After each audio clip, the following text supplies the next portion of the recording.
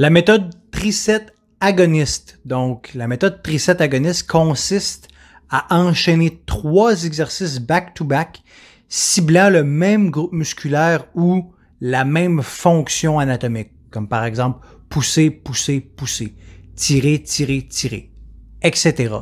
L'objectif, c'est de performer les 3 exercices avec le moins de temps de repos possible entre chacun d'eux.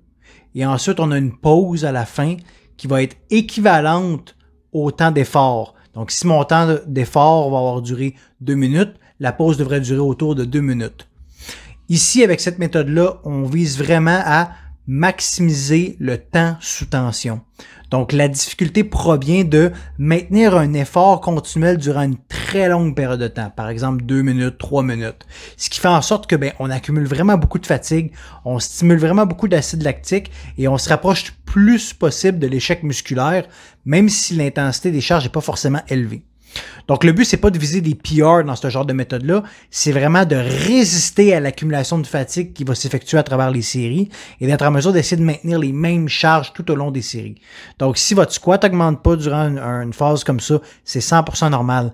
On utilise plus ce genre de méthode-là dans des phases d'hypertrophie où ce qu'on vise de gagner de la masse musculaire ou des phases de fat loss où ce que là, justement, on veut stimuler l'acide lactique qui va augmenter la dépense énergétique. Donc, très important de respecter l'enchaînement des exercices, de prendre un minimum de pause entre chacun d'eux, de respecter les tempos, le nombre de répétitions, mais surtout de respecter le temps de repos. Donc, très important pour maintenir notre intensité.